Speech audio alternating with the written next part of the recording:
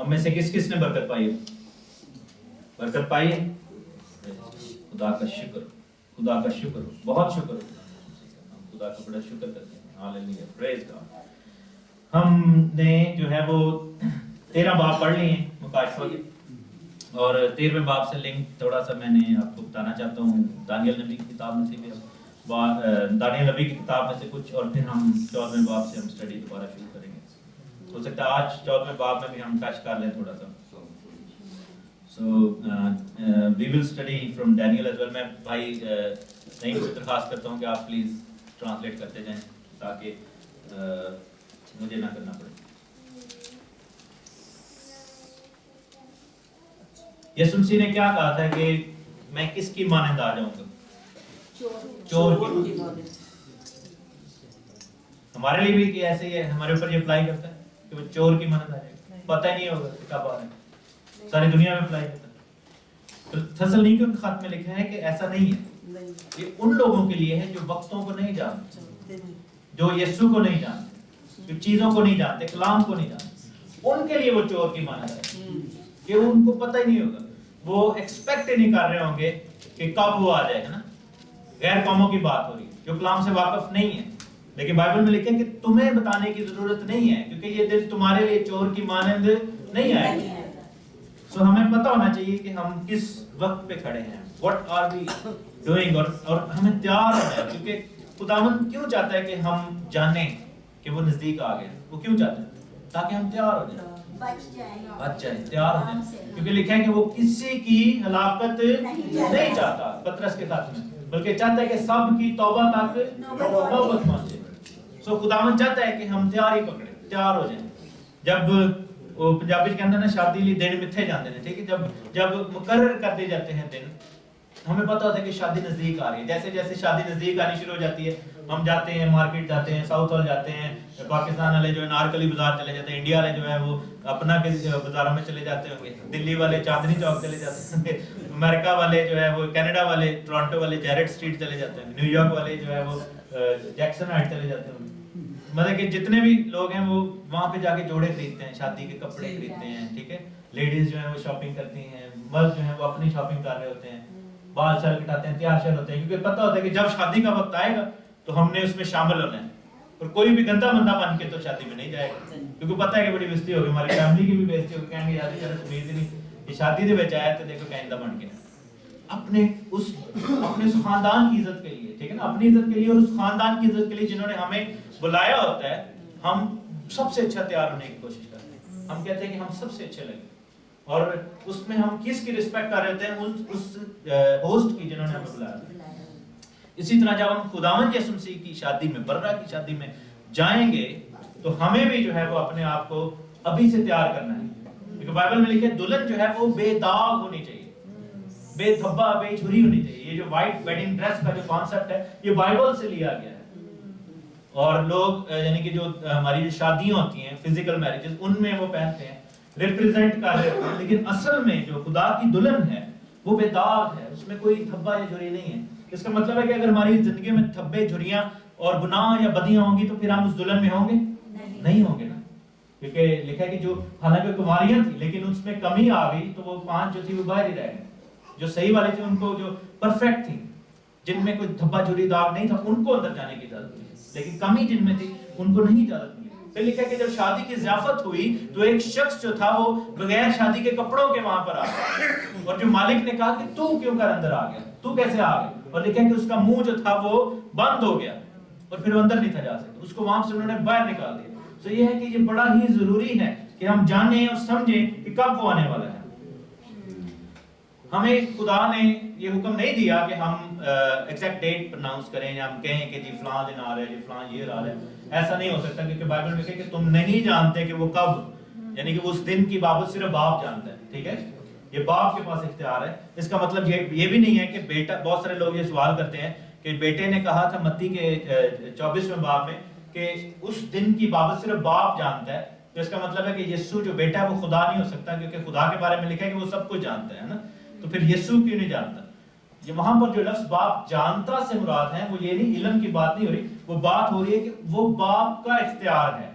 کہ کب وہ اناؤنس کریں. کیونکہ آپ یہ دیکھیں کہ جو عبرانی کلچر میں شادیاں ہوتی تھیں اس میں یہ صرف باپ کے پاس اختیار ہوتا تھا کہ وہ اچانک اناؤنس کرتا تھا کہ چلو برات لے کے چلیے. یہ بیٹے کا اختیار نہیں ہوتا تھا کہ وہ باپ کو بار بار کہے کہ میری شادی کرو, چھیتی شادی. آپ کو پتہ ہے ہمارے کلچر میں برا سمجھا جاتا ہے جب اولاد اپنے ماں باپ کو کہے کہ میرا بیاہ کیوں نہیں کر دیتے, اس چیز کو برا سمجھا جاتا ہے. یہ بائبل کے کلچر کی بات ہے. یہ ماں باپ کا اختیار ہے کہ وہ اپنے بچوں کی شادی جو ہے وہ مقرر کرتے ہیں. اب چونکہ تھوڑا سا مختلف ہو گیا ہے یہ چیز, اب کا کلچر ایسا ہو گیا ہے کہ بچے بھی فیصلے کرتے ہیں, لیکن یہ تھا کہ پرانا جو بائبل کا کلچر اس میں ماں باپ کے پاس یہ اختیار تھا.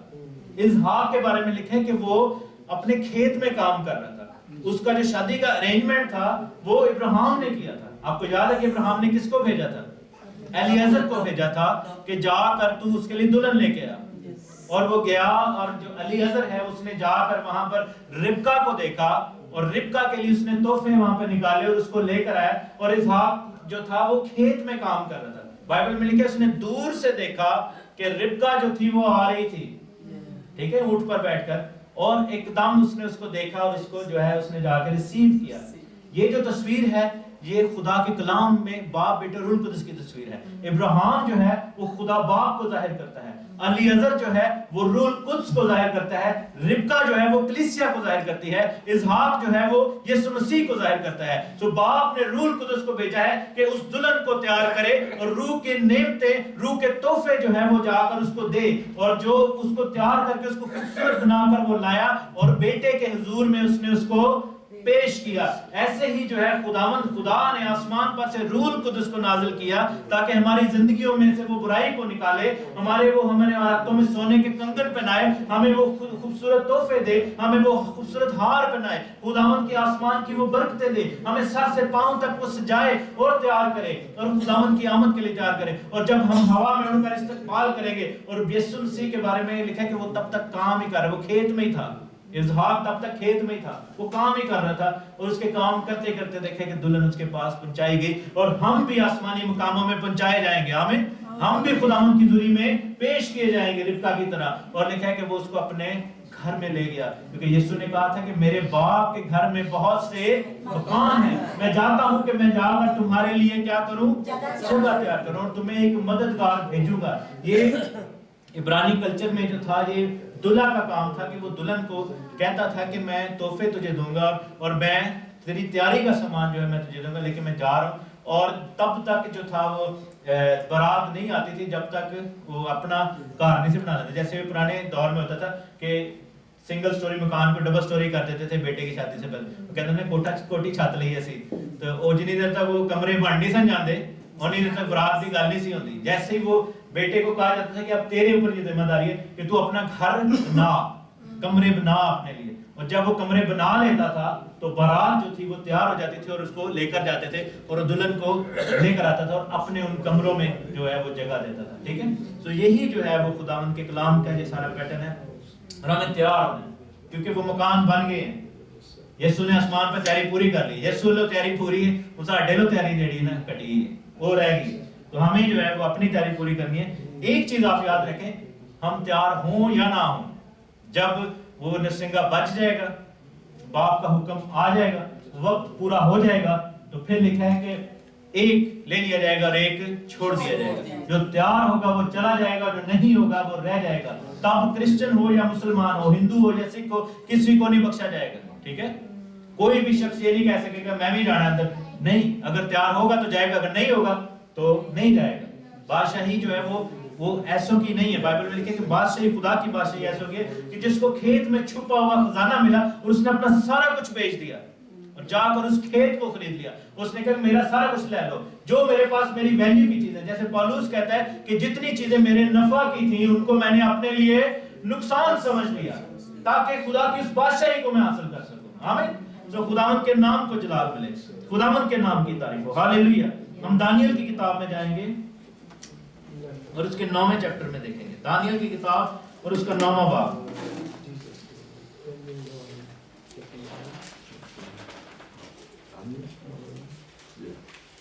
اور اس کی 21ویں آیت سے پڑھیں. دانیل کی کتاب 9واں باب اور اس کی 21ویں آیت.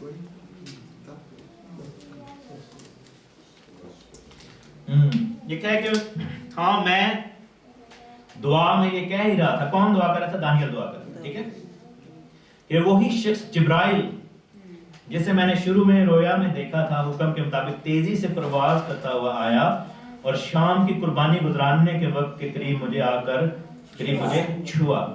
جبرائیل فرشتے کا کیا فنکشن ہے؟ سب سے بڑا فنکشن کہ خدا کا کیا کرتا ہے؟ وہ میسج لے کے آتا ہے. بائبل میں آپ دیکھیں کہ بار بار جبرائیل فرشتے کو خدا نے اپنے میسج کے لیے استعمال کیا. اور ایک اور چیز میں بتاؤں کہ جبرائیل فرشتہ عام میسج نہیں لاتا, اس کے لیے چھوٹے میسنجر فرشتے ہیں, لیکن جبرائیل فرشتہ جب بھی میسج لاتا ہے اس کا تعلق یسوع مسیح سے ہوتا ہے. آپ یہ دیکھیں کہ یوسف کے پاس آیا میسج لے کے جبرائیل فرشتہ یسوع مسیح کے متعلق تھا, مریم کے پاس آیا تو یسوع مسیح کے متعلق تھا. ٹھیک ہے, ابھی دانیل کے پاس آیا تو میسج کس کے متعلق ہونا چاہیے؟ خداوند یسوع مسیح کے لیے ہونا چاہیے. ٹھیک ہے, تو آگے جا کر کہتا ہے کہ اور اس نے مجھے سمجھایا 22ویں آیت میں اور مجھ سے باتیں کی اور کہا کہ اے دانیل میں اب اس لیے آیا ہوں کہ تجھے دانش اور فہم بخشوں. تجھے دانش اور کیا کروں؟ فہم بخشوں. دانش کس کو کہتے ہیں؟ عقل کو کہتے ہیں. فہم کس کو کہتے ہیں؟ نالج کو کہتے ہیں. ٹھیک ہے, ادھر ہی انگلی رکھیں. وہ کیوں اس کو دانش بخشنا چاہتا تھا؟ میرے ساتھ دیکھیں ہوسیہ نبی کی کتاب, یہ 2-3 صفحے آ گئی ہے, اس کے 4 باب کی 6 آیت میں, ہوزائے چیپٹر 4 ورس 6. ادھر انگلی رکھیں, صرف 2-3 صفحے آپ کو آگے کرنے پڑیں گے. نیکسٹ بک ہے ہوسیہ کی کتاب اور اس کے 4 باب کی ہم 6 آیت پڑھیں گے. کیا لکھا ہے؟ میرے لوگ عدم معرفت سے ہلاک ہوئے, لیک آف نالج سے. جبرائیل نے کیا کہا؟ میں کیوں آیا کہ تجھے کیا دوں؟ میں تجھے آ کر نالج دوں, تجھے فہم دوں, عقل دوں, دانش دوں. کیونکہ خدا نہیں چاہتا کہ کسی کی ہلاکت ہو, کیونکہ جب تک وہ دانش اس کو نہیں بخشے گا وہ اندھیرے میں رہے گا. تو اس لیے جبرائیل فرشتہ آیا کہ اسے نالج دے, اس کو بتائے. اور آج بھی خداوند کا بندہ, میں آپ کے سامنے اگر کھڑا ہو کے کلام سنا رہا ہوں تو یہ وہی کام کر رہا ہوں جو اس وقت فرشتے نے دانیل کی زندگی میں کیا, تاکہ آپ کو وہ نالج ملے, تاکہ آپ کو پتہ چلے اور آپ ہلاک نہ ہوں. اور یہی لکھا ہے کہ چونکہ میرے لوگ عدم معرفت سے ہلاک ہوئے, چونکہ تو نے معرفت کو رد کیا. وہ لوگ جو خدا کے کلام کے نالج کو رد کرتے ہیں ان کے لیے کیا لکھا ہے کہ میں بھی تجھے رد کر دوں گا کہ تو میرے حضور کاہن نہ ہو. چونکہ تو اپنے خدا کی شریعت کو بھول گیا ہے, اس لیے میں بھی تیری اولاد کو بھول جاؤں گا. جو لوگ خدا کے کلام کو نہیں سنتے ان کی اولادیں پھر خدا ان کو کیا کرتا ہے؟ بھلا دیتا ہے. ٹھیک ہے, سو ہمیں اس سچویشن میں نہیں پڑھنا. اور یہی چیز پھر دانیل کو کہہ رہا ہے کہ میں آیا ہوں کہ میں تجھے آ کر نالج دوں, عقل دوں. ٹھیک ہے, سو ابھی بھی ہمارے پاس موقع ہے کہ ہم چاہتے ہیں کہ اگر ہماری اولاد خداوند کی حضوری میں ترقی کرے, ہمارے آنے والی نسلیں خداوند کی حضوری میں ترقی کریں, تو ابھی بھی موقع ہے ہم نالج کو لینا شروع کر دیں, اس کلام کو, اس فہم کو لینا شروع کر دیں. کیونکہ کلام میں لکھا ہے امثال کی کتاب میں کہ خداوند کا خوف دانائی کا, علم کا شروع ہے. آمین. تو خداوند کے خوف کو لے لیں اور کلام کو لے لیں. اور کہتا ہے کہ میں تجھے آیا ہوں کہ تجھے دانش اور فہم بخشوں. اور پھر لکھا ہے کہ واپس دانیل کی کتاب 9 باب کی 23ویں آیت میں کہ تیری مناجات کے شروع ہی میں حکم صادر ہوا اور میں آیا ہوں کہ تجھے بتاؤں کیونکہ تو بہت عزیز ہے. خداوند کیوں ہمیں بتانا چاہتا ہے اپنے کلام کو؟ کیونکہ ہم خداوند کے نزدیک کیا ہے؟ ہم بہت عزیز ہیں.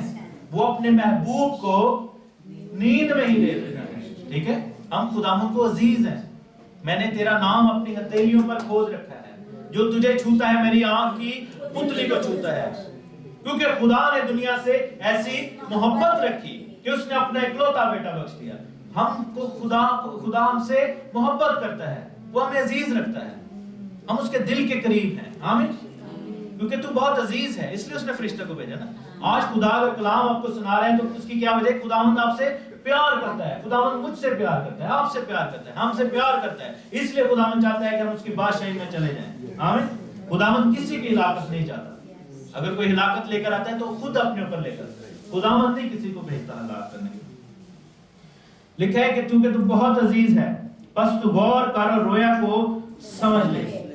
تیرے لوگوں کے لیے, تیرے مقدس شہر کے لیے کتنے ہفتے مقرر کیے گئے ہیں؟ 70 ہفتے, 70 ویکس. ان 70 ہفتوں میں کیا ہوگا؟ آگے لکھے, لسٹ پوری دی ہوئی. 6 بڑے کام ہوں گے. پہلا ہے کہ خطا کاری اور گناہ کا خاتمہ ہو جائے گا. بد کرداری کا کیا ہوگا؟ کفارہ دیا جائے گا. ابدی راست بازی کیا ہوگی؟ قائم ہو جائے گی. رویا اور نبوت پر مہر ہوگی اور پاک ترین مقام کیا کیا جائے گا؟ منسوخ کیا جائے گا. یہ جو ساری چیزیں ہیں یہ کس نے کی ہیں؟ کفارہ کس نے دیا ہے؟ یسوع مسیح نے. تو یعنی کہ دوسرے الفاظ میں کہہ رہے ہیں کہ ان 70 ہفتوں کا جو ایریا ہے، یہ جو پیریڈ ہے، اس میں کیا ہوگا کہ یہ کام ہوں گے. ٹھیک ہے، خداوند یسوع مسیح کی آمد کی وہ بات کر رہے ہیں کہ جب یسوع مسیح آئیں گے اور ان 70 ہفتوں کے اندر جب تم دیکھو گے تو یہ کام ہوں گے. اس میں کیا ہوگا کہ خطا کاری اور گناہ کا خاتمہ ہو جائے گا، یعنی یسوع مسیح کے خون کے وسیلہ سے جب وہ صلیب پر جان دے گا، تیرے مار کھانے سے ہم نے شفا پائی اور اس کے خون کھانے سے ہماری، اس نے لکھا کہ ہماری خطائیں اپنے اوپر لے لی، میرے گناہوں کے سبب سے وہ گھائل کیا گیا، اس کے چہرے پر کچھ حسن و جمال نہیں کہ ہم اس کے چہرے کے مشتاق ہوں، وہ آدمیوں میں حقیر و مردود، مرد غمناک، رنج کا آشنا ہوا، جو کہ ہم ائزایا 53 میں پڑھتے ہیں. اس کے مار کھانے سے خطا کاری ہوا نا کار.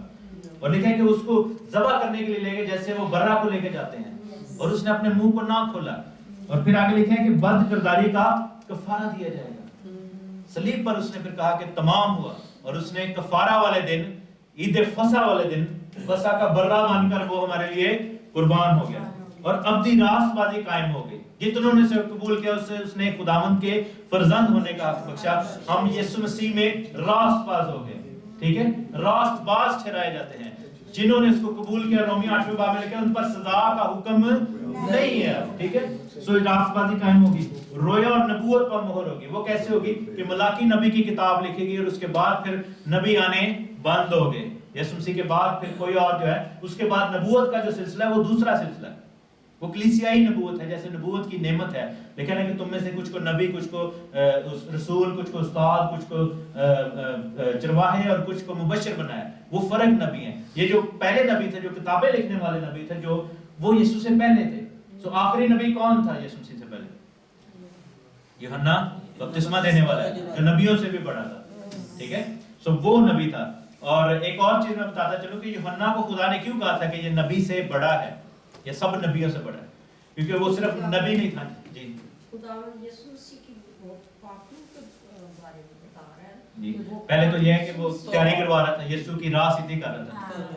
خداوند یسوع مسیح کے لیے نہیں، لیکن ایک چیز ہم دیکھیں کہ جتنے بھی نبی ہیں سب نے خداوند یسوع مسیح کی بات بتائی. نبوتیں جو تھیں وہ ساری یسوع کے بارے میں تھی نا.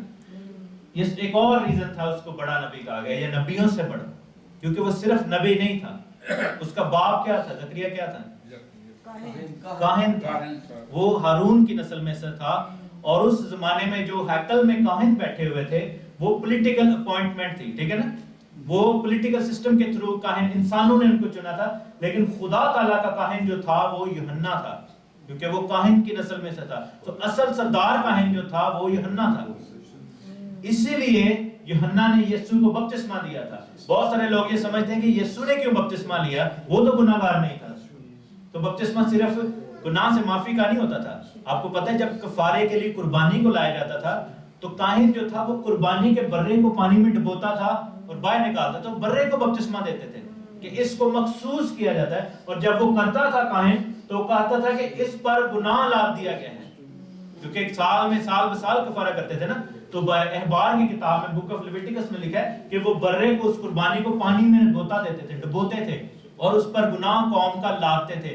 یہی کام یوحنا نے کیا تھا. یسوع مسیح توبہ کا بپتسمہ لینے نہیں وہاں پر گئے تھے، یسوع مسیح قربانی کا بپتسمہ لینے گئے تھے.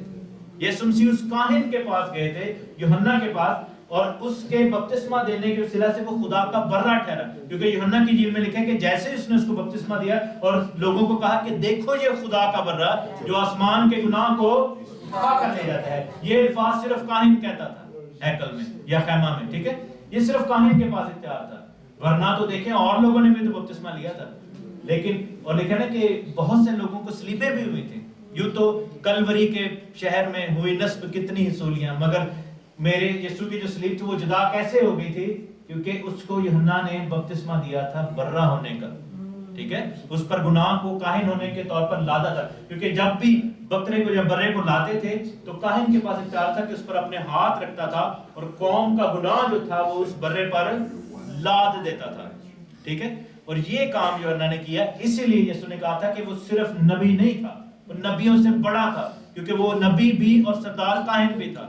اور یسوع اس سے بھی بڑا تھا. وہ کیسے؟ کیونکہ یسوع نبی بھی تھا، کاہن بھی تھا اور بادشاہ بھی تھا. यीशु के ऊपर ट्रिपल मसा था, बादशाह होने का, क्योंकि 3 तरह के मसा थे ना, 3 तरह के लोगों को मसा किया जाता था। नबी को आप देखेंगे जब एलिया को खुदावन ने हुक्म दिया था कि अपनी कुप्पी में तेल भर और जाकर 3 लोगों को मसा करना। किस किस को मसा करना था? एक तो उसकी जगह नबी एलीशा को किया था, याहू को किया था, ठीक है, और शाह राम को किया था, ठीक है। तो ये जो उसने, तो दाऊद को बादशाह होने के लिए मसा किया गया था, हम देखते हैं, ठीक है, कुप्पी में से मसा उंडेला गया था। एलीशा को हम देखते हैं कि नबी होने के लिए मुकर्रर, और इसी तरह काहिनों के बारे में भी लिखा था कि काहिन को भी मसा किया जाता था, उसके कान की लौ पर, अंगूठे पर और पांव के अंगूठे पर मसा किया जाता था। और हम सब काहिन होने के लिए बुलाए गए, आपको पता है, इसीलिए खुदा ने कहा था कि तुम शाही काहिनों का। और आप ये देखें कि जब मुसरा बेटा वापस आता है तो उसको कपड़े पहनाते हैं, उसके पांव में जूते पहनाते हैं, उसके हाथ में अंगूठी पहनाते हैं, उसको वापस कहानत के मसा में लेकर आते हैं, वो उसको वापस काहिन होने का रुतबा मिलता है। बेटा तो था ही, लेकिन काहिन भी उसको वापस बनाया, ठीक है। तो यीशु मसीह का मसा सबसे अफजल है, क्योंकि उसके पास काहिन का भी मसा है, बादशाह का भी मसा है और नबी का भी मसा है, क्योंकि यीशु मसीह नबूवत भी की, हालांकि वो खुदा है, लेकिन उसके पास ये तीनों मसा थे। यूहन्ना जो था उससे सेकंड लेवल पे था, क्योंकि वो काहिन भी था और नबी भी था, और बाकी नबी जो हैं हम देखते हैं कि वो उससे छोटे हैं, इसलिए कहा था कि वो नबियों में से सबसे बड़ा है।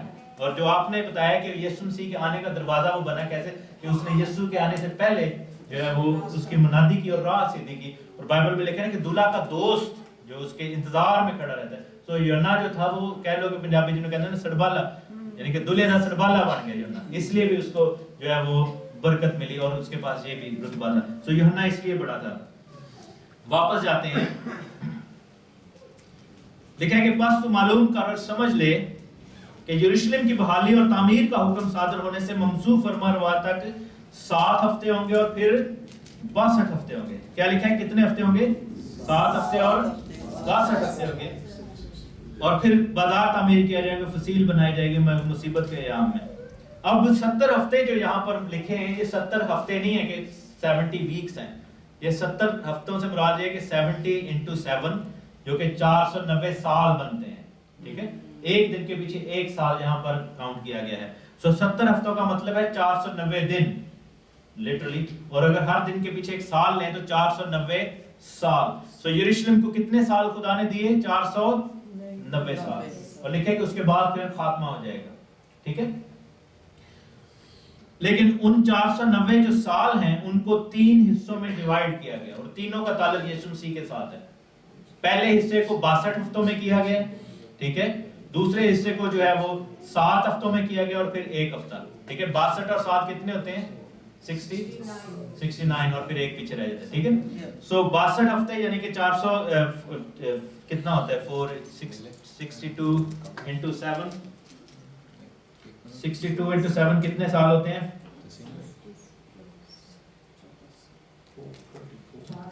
434, ठीक है। तो 62 into 7 ये हो गया 434। तो लिखा है कि आगे जाकर हम पढ़ेंगे 62 हफ्तों के बाद वो ममसू कत्ल किया जाएगा और उसका कुछ ना रहेगा, और एक बादशाह आएगा जिसके लोग शहर और मुक़द्दस को मस्मार करेंगे, ठीक है। अब ये जो पहला जो है वो पीरियड आया है, ठीक है। 62 हफ्तों का पीरियड एक है। एक और चीज जो मैं बताना चाहता हूँ कि ये जितने भी पीरियड्स आ रहे हैं, जितने भी यानी कि ये डिविजन्स हैं, उनका आगाज किस चीज से होगा? लिखा है कि यरूशलेम के बहाली और तामीर का हुक्म सादर होने से ममसू फरमारवा तक, यानी कि ये जो टाइम पीरियड है, इसको जो स्टार्ट होगा वो तब होगा जब यरूशलेम को बहाल किया जाएगा, ठीक है। और जब ये दानियल के दौर में हुआ था, दानियल असीरी में था और यरूशलेम तबाही में था, ठीक है ना। तो अभी बहाली का वक्त आना था। तो पहले जो 62 हफ्ते हैं उनका आगाज कहां से होगा? जब यरूशलेम को बहाल किया जाएगा, वापस यहूदियों के पास आ जाएगा, ठीक है। और उसके बाद से लेकर 62 हफ्ते होंगे, और लिखा है कि 62 हफ्ते के जब फिनिश होंगे, यानी कि 434 ईयर्स के बाद क्या होगा? ममसू फरमारवा को कत्ल कर दिया जाएगा। आपको मजे की बात बताऊं कि ये 400 यीशु मसीह से 400 साल पहले पैदाइश से, यानी कि 402 बीसी, सॉरी 402 बीसी में क्या हुआ था कि यरूशलेम की जो रीबिल्डिंग का काम फिनिश हुआ था नहमिया के दौर में, ठीक है। नहमिया और अज़रा की किताब पढ़ी है कभी? انہوں نے کام شروع کیا تھا. ارتخششتہ بادشاہ تھا ایک, اس نے حکم دیا تھا کہ نہمیہ کو کہ جا کر یروشلم کو واپس آزاد کرو, لیکن لکھا ہے کہ وہ بناتے تھے پھر توڑ دیتے تھے. وہ طوبیہ اور 2-3 لوگ تھے وہاں پہ نا, وہ سنبلت اور طوبیہ, وہ آ کے پھر ان کے خلاف وہ کرتے تھے اور وہ جنگ کی حالت میں تھے اور وہ یروشلم کو بناتے رہے. ایک ٹائم آیا کہ وہ فصیل بن گئی اور 402 BC میں کیا ہوا کہ وہ یروشلم مکمل طور پر ان کے اختیار میں آ گیا. تو وہاں سے وہ ٹائم شروع ہوتا ہے 62 ہفتوں کا. ٹھیک ہے, کیا ہوتا ہے کہ 62 ہفتوں جب فنش ہوتے ہیں تو لکھیں کہ جیسے ہی 62 ویکس یعنی 434 ایئرز ہوں گے تو مسیح کٹ آف ہو جائے گا. اور ہم جب اس سے کاؤنٹ کرتے ہیں 434 تو 32 AD میں ہم آ جاتے ہیں. 32 AD میں کیا ہوا تھا؟ یسوع مسیح کتنے سال کے تھے جب ان کو سلیب دی گئی تھی؟ ٹھیک ہے, تو 32 AD میں بیسیکلی کیا ہوا تھا کہ یسوع مسیح کی سلیب ہوئی تھی. بہت سارے لوگ یہ نہیں جانتے کہ یسوع مسیح 1 AD میں نہیں پیدا ہوئے تھے, یسوع مسیح 2 BC میں پیدا ہوئے تھے بیسیکلی. یعنی کہ سن 0 نہیں ہے ہسٹری میں, کوئی -1 ہے اور پھر +1 ہے. تو یسوع مسیح +1 میں نہیں پیدا ہوئے تھے, -2 میں پیدا ہوئے تھے. یہ جو کیلنڈر بنایا گیا تھا, جو گریگورین کیلنڈر ہے, پوپ گریگری نے, تو اس میں تھوڑا سا کمی یہ رہ گئی کہ وہ چونکہ وہ لیپ ایئرز اور یہ سارا کچھ, اور ایک اور ریزن تھا کہ وہ سورج کے اوپر بنا ہے. بائبل کا کیلنڈر جو ہے وہ چاند اور سورج دونوں پر بنا ہے. بائبل کے کیلنڈر کے 360 دن ہوتے ہیں اور جو ہمارے پاس کیلنڈر اس کے کتنے دن ہوتے ہیں؟ 365 دن. ان تمام ڈفرنسز کی وجہ سے ہم 2 سال کا ڈفرنس پڑ گیا اس میں, اور یسوع مسیح کی پیدائش 2 سال آگے لکھ دی گئی, حالانکہ -2 میں یسوع مسیح پیدا ہوئے تھے, 2 BC میں. تو کیا ہوا کہ سن 34 میں, سوری 434 یعنی سن 32 میں یسوع مسیح کی صلیب ہوتی ہے. سو 62 ہفتوں کے بعد ایگزیکٹلی یہ پروفیسی پوری ہو رہی ہے کہ 62 ہفتے ہوں گے اور صلیب جو ہے وہ دے دی جائے گی اور مسیح کو قتل کیا جائے گا, یعنی 62 ہفتوں کے بعد.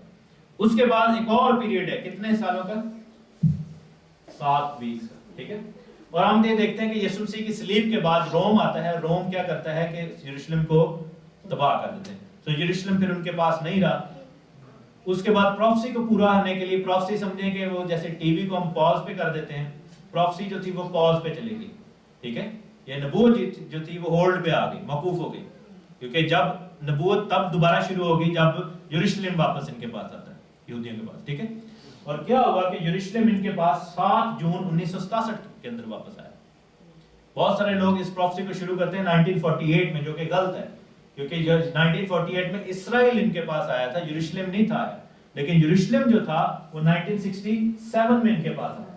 ٹھیک ہے, اور کیا ہوا ہے کہ یروشلم کی آزادی کے دن سے اگر ہم 49 ایئرز کاؤنٹ کریں آگے ڈے بائی ڈے, تو ہم دیکھتے ہیں کہ وہ پورے ہوتے ہیں آ کر 23 سپٹمبر 2015 میں, جو کہ کفارے کی عید ہے, ڈے آف اٹونمنٹ عبرانی کیلنڈر کے اوپر, پورے چاند کی عید ہے. آمین. اور یہ خداوند کا شکر ہو کہ یہ جو وقت ہے یہ اگلے سال جو ہے وہ پورا ہوگا 7 ہفتوں کا, کیونکہ یہ جو دوسرا پیریڈ ہے عدالت کا وہ شروع ہو گیا. جیسے میں نے پہلے بتایا کہ میں کیوں اس کو ایسے کاؤنٹ کر رہا ہوں, کیونکہ یہ جو دونوں ٹائم پیریڈ ہمیں دیے گئے ہیں, ان کا جو بگننگ ہے یروشلم کی آزادی سے ہوگی اور فنیشنگ جو ہے وہ مسیح پر ہوگی. ٹھیک ہے, اسی طرح آپ دیکھیں کہ یروشلم کی آزادی سے فنیشنگ ہے, اور سوری آغاز ہے, اور فنیشنگ مسیح پر ہوگی. کیسے مسیح پر ہوگی کہ وہاں سے جو ہے وہ کام شروع ہو جائے گا آخری زمانے کا, کیونکہ اس کے بعد ہمارے پاس 1 ہفتہ رہ جائے گا نبوت کے مطابق. ٹھیک ہے, کیونکہ لکھے نا کہ آگے جا کر دیکھیں, واپس پڑھتے ہیں 25 میں آئے تھے. پس تو معلوم کر اور سمجھ لے کہ یروشلم کی بحالی اور تعمیر کا حکم صادر ہونے سے ممسوح فرمانروا تک 7 ہفتے اور 62 ہفتے ہوں گے. یعنی 62 والا پورا ہو گیا, 7 والا ابھی اگلے سال پورا ہوگا, تب پھر بازار تعمیر کیے جائیں گے اور فصیل بنائی جائے گی. ٹھیک ہے, دیواریں بنائی جائیں گی. مگر مصیبت کے ایام میں کیا ہوگا؟ اس کے بعد کیا شروع ہو جائے گا؟ مصیبت کا ٹائم شروع ہو جائے گا. جیسا کہ ہم نے آلریڈی مکاشفہ کی کتاب میں پڑھ رہے ہیں کہ مخالف مسیح آ جائے گا, مصیبت کا آغاز ہو جائے گا. ٹائم بہت کم ہے ہمارے پاس. اور پھر لکھا ہے, میں یہ نہیں کہہ رہا ہوں کہ 23 ستمبر 2015 میں یسوع مسیح آ رہے ہیں, یہ نہیں میں کہہ رہا. اس کو پلیز جو ہے وہ نوٹ کریں کہ یہ 23 ستمبر 2015 میں وہ 7 ہفتوں کا ٹائم پورا ہو جائے گا. تو ہمارے پاس بہت تھوڑا پہ ٹائم رہ جائے گا. ٹھیک ہے, یسوع مسیح کسی بھی وقت آ سکتے. اور پھر لکھا ہے کہ ان کا انجام گویا طوفان کے ساتھ ہوگا, آخر تک کیا ہوگا؟ لڑائی رہے گی, بربادی مقرر ہو چکی, اور وہ 1 ہفتہ کے لیے بہتوں سے عہد قائم کرے گا اور نصف ہفتہ میں ذبیحہ اور ہدیہ موقوف کرے گا. اب یہ کون ہے؟ یہ آخری زمانے کا بادشاہ مخالف مسیح ہے, جو آئے گا اور 1 ہفتے کے لیے, یعنی کہ لاسٹ ویک جو رہ جائے گا, 7 سال کا معاہدہ کرے گا, ٹھیک ہے, اور 3.5 سال کے اندر وہ کیا کرے گا, معاہدہ توڑ دے گا, اور پھر مصیبت کا آخری 3.5 سال شروع ہوں گے. آپ کو پتہ ہے جو ہم نے کہا تھا کہ وہ جو 2 نبی ہیں, 2 گواہ ہیں, وہ کتنی دیر تک نبوت کریں گے, 3.5 سال تک, 42 مہینے تک, ٹھیک ہے. اور پھر مخالف مسیح کے بارے میں ہم نے لاسٹ ٹائم پڑھا 13ویں باب میں کہ ان کو 3.5 سال تک عرصہ دیا گیا کہ وہ ستائیں دنیا کو. تو کیا ہوگا کہ پہلے امن کے ہوں گے, پھر مصیبت کے ہوں گے. جیسے آپ یہ دیکھیں کہ یوسف نبی کے دور میں ہوا تھا کہ پہلے 7 سال خوشحالی کے تھے, اور اس کے بعد قحط کے تھے, اور خوشحالی کے دنوں میں انہوں نے کیا کیا تھا, جمع کیا تھا. ایلیا کے دور میں کیا ہوا تھا کہ لکھا کہ ایلیا ہمارا ہم طبیعت آدمی تھا, اور اس نے دعا کی اور 3.5 سال تک کیا ہوا تھا, میںہ نہ برسا. تو یہ بائبل میں 3.5 سال کا جو عرصہ ہے بہت دفعہ لکھا گیا ہے. اور پھر آگے جا کے بھی ہم پڑھتے ہیں کہ ایسا ہوگا. اور کیا ہوگا کہ واپس جا کے لکھے کہ فصیلوں پر اجاڑنے والی مکروہات رکھی جائیں گی یہاں تک کہ بربادی کمال کو پہنچ جائے گی. اس کے بارے میں اور بھی ہم لیٹر آن پڑھیں گے. اس میں کیا ہے کہ یروشلم کے اندر جہاں پر ہیکل ہے خدا کی, جو پہاڑ ہے, ہیکل تو نہیں ہے ابھی, وہاں پر جو ہے وہ اس کا تخت لگے گا, اور وہاں پر قربانیاں چڑھائی جائیں گی ابلیس کے لیے, ٹھیک ہے. اور وہ کیا کرے گا کہ پہلے یہودیوں کو الاؤ کرے گا کہ قربانیاں چڑھائیں, یہودیوں کو وہ الاؤ کرے گا مخالف مسیح کی قربانیاں چڑھائی جائیں, وہ لیویٹیکل سسٹم واپس لایا جائے. اور اگر آپ دیکھیں کہ آلریڈی اس وقت اسرائیل کے اندر, یروشلم کے اندر کام مکمل ہو چکا ہے, کاہنوں کے لباس اور سارا کچھ مکمل ہو چکا ہے, وہ تیار ہے. بس وہ یہ چاہتے ہیں کہ کوئی ایسی ڈیل ہو. اور آپ یہ دیکھیں کہ ابھی لٹرلی یہ 2-3 دن پہلے جو ہے وہ ٹیمپل ماؤنٹ کو بند کر دیا گیا تھا. ٹینشن وہاں پہ ہو گئی تھی, ایک ربی کو مار دیا, ربی کے ساتھ جو ہے مسلمان لڑکے کو مار دیا. وہاں پہ یہ کام شروع ہو گیا ہے, ابھی اور زیادہ بڑھے گا. اور اس کا انجام کس چیز پہ ہوگا کہ وہاں پر ایک معاہدہ کیا جائے گا. معاہدہ یہ ہوگا, کانٹریکٹ یہ ہوگا کہ یہودی اپنا یا سائیڈ پہ کریں اور مسلمان اپنی نمازیں پڑھیں, اور دونوں مل کے کریں, ٹھیک ہے. 3.5 سال تک یہ الاؤ کیا جائے گا. اس کے بعد پھر کیا ہوگا کہ وہ ایک دم مخالف مسیح کو ختم کرے گا, اور دنیا میں جو ہے وہ پرسیکیوشن کا آغاز کر دے گا. یہی چیز جو ہے یسوع مسیح نے اس کا ذکر کیا تھا متی کی انجیل 24ویں باب میں اور اس کی 15ویں آیت میں.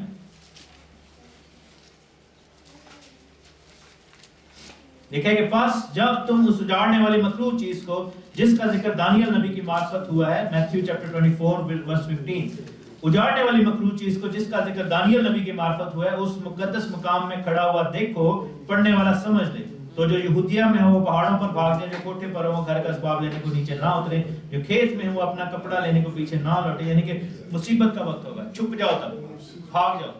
اور جیسا خدا ان کے کلام میں لکھا ہے کہ ہوشیار جو ہے وہ مصیبت کو دیکھ کر بھاگ جاتا ہے, چھپ جاتا ہے, لیکن بیوقوف آگے بڑھتا ہے. تو اس وقت کیونکہ ہمیں مخالف مسیح کا مقابلہ کرنے کا ہمیں نہیں کہا گیا بائبل میں, کسی کو بھی نہیں کہا گیا کہ مخالف مسیح کا مقابلہ کرنا, کیونکہ اس کو جو وقت دیا ہے وہ مقرر ہے, اس کو ہم گٹا نہیں سکتے. ہم میں سے کوئی بھی مخالف مسیح کو مار نہیں سکتا. اس کو مارنا کس کا کام ہے؟ لکھا کہ خدا یسوع مسیح کے منہ سے تلوار نکلے گی اور وہ مارے گی. تو یہ جو لوگ سمجھتے ہیں کہ جی ملکوں کو مل کر اس کو مار دینا چاہیے, نہیں ہوگا, کیونکہ خدا نے اس کو ایک وقت دیا ہے, وہ بچے گا. لکھا ہے کہ وہ ڈیڈلی وونڈ سے بھی بچ جائے گا, اور پھر کوئی اس کو مارے گا نہیں یا مار نہیں سکے. اس کا ایک ہی حل ہے کہ ہم اپنے آپ کو چھپا لیں, پیچھے ہٹ جائیں اور اس کی نظر سے دور ہو جائیں. ہم اس کے ساتھ انگیج نہ کریں, ہم اس کے ساتھ کوئی کنورسیشن نہ کریں. اگر ہمیں موقع ملتا ہے اپنی جان دے دیں اور کہہ دیں کہ ہمیں تو مار. لیکن کیونکہ لکھا ہے کہ وہ ایسا وہ شیطانی کام ہوگا کہ وہ برگزیدوں کو بھی گمراہ کر لے گا. تو جو برگزیدہ اس کے ساتھ بحثیں کریں گے یا اس طرح, وہ ان کو گمراہ کر سکتا. اس لیے بہتر یہ ہے کہ اپنی جان وہاں پر قربان کر دو اور پیچھے ہٹ دو. تو یہ خدا ان کے کلام میں لکھا ہے. اور ایک اور چیز میں آپ کو بتاتا چلوں, جیسا ہم نے دیکھا, ہم نے پڑھا کہ وہ جو 4 بلڈ مونز تھے ان کا اختتام بھی انہی ڈیٹس پر ہو رہا ہے. 2 ہو چکے ہیں, 2 ہوں گے, اور یہ جو بلڈ مونز ہیں یہ عیدوں کے اوپر آ رہے ہیں, ٹھیک ہے, عیدوں کے اوپر آ رہے ہیں. یعنی کہ عید فصح پر اور عید قیام پر, عید فصح پر اور عید قیام پر. اور یہی چیز خداوند کا کلام ہمیں سکھاتا ہے کہ ہمیں تیار رہنا ہے. ان جو بلڈ مونز کی صرف ایک ہی جو ہے وہ امپورٹنس ہے, وہ یہی ہے کہ یہ عیدوں کے اوپر جو ہے وہ آ رہے ہیں. ہمیں خداوند کی حضوری میں اپنے آپ کو ہمیشہ جو ہے وہ یہ دیکھنا کہ ہم تیار ہیں کہ نہیں ہیں. میرے ساتھ دیکھیں امثال کی کتاب, اس کا 6واں باب, بک آف پرووربس, اس کا 7واں چیپٹر.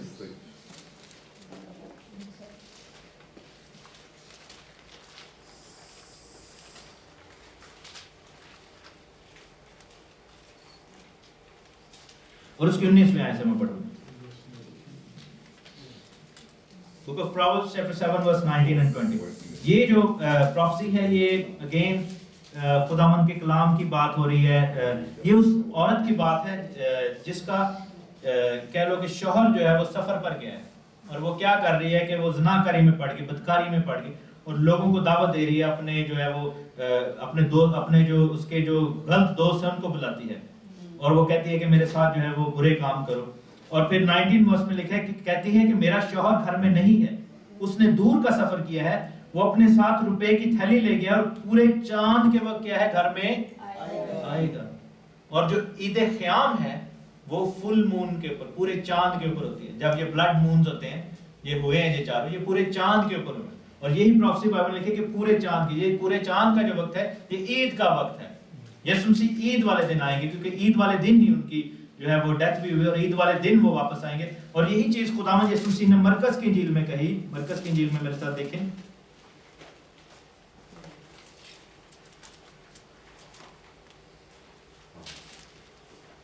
मरकस की इंजील उसका 13वां बाब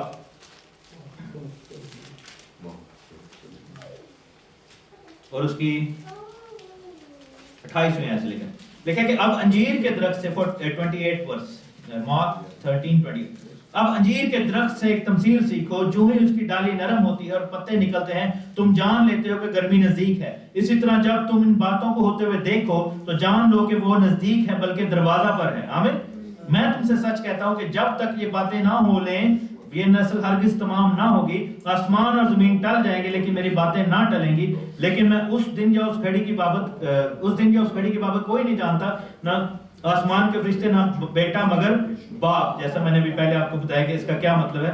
खबरदार जागते और दुआ करते रहो क्योंकि तुम नहीं जानते कि वो कब आएगा। ये उस आदमी का सा हाल है जो परदेश गया हुआ है और उसने घर से रुखसत होते वक्त अपने नौकरों को इख्तियार दिया, यानी हर एक को उसका काम बता दिया और दरबान को हुक्म दिया कि जागता रहे। बस जागते रहो क्योंकि तुम नहीं जानते कि घर का मालिक कब आएगा, शाम को या आधी रात को या मुल्क के बांध देने वक्त या सुबह को। ऐसा ना हो अचानक वो आकर तुमको सोते हुए पाए।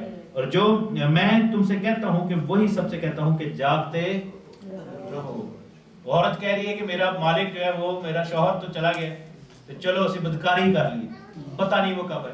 और यही चीज खुदावंद कह रहे हैं कि वो जो है वो तुम सोते ना रहो, जागते रहो, तैयार रहो। हम मसीह की दुल्हन हैं, हमें तैयार होना है क्योंकि वो वक्त नजदीक आ गया है। खुदावंद का आमद जो है वो बड़ी नजदीक आ गई। हमें अपने आप को खुदावंद की आमद के लिए तैयार करना है और हमें उसमें शामिल होना है।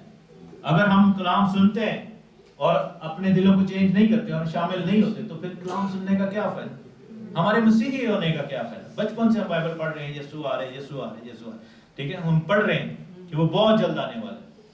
बचपन से हमें सिखाया गया कि यीशु बहुत जल्द आने वाला है, गीत भी गाते हैं, ठीक है, लेकिन हम एंड ऑफ द डे उसमें शामिल ही ना हो तो कितनी कमबख्ती हमारे लिए ना।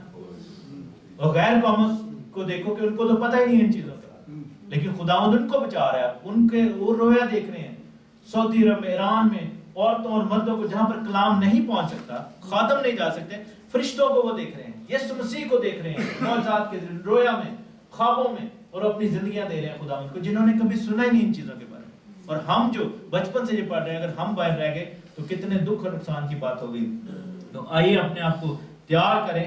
ये जो वीक्स का जो सिस्टम है, मैंने जैसे बताया कि ये 2 ब्लड मून्स हो चुके हैं। पास ओवर पे हुआ है इस साल 15 अप्रैल को और अक्टूबर 8 को हुआ है। इसी तरह नेक्स्ट ईयर 4 अप्रैल को पास ओवर पे होगा और 28 सितंबर को टैबरनेकल्स की जो ईद है उस दिन जो है वो फुल मून होगा और ब्लड मून भी होगा, ठीक है।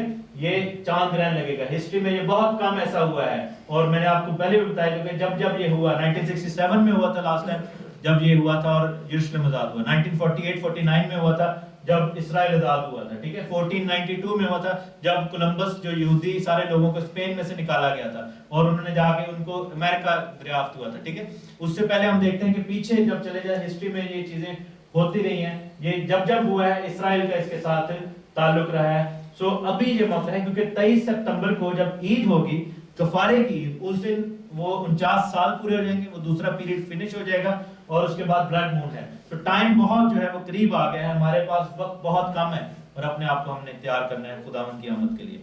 खुदावंद आपको बड़ी बरकत दे। God bless you. हालेलुया।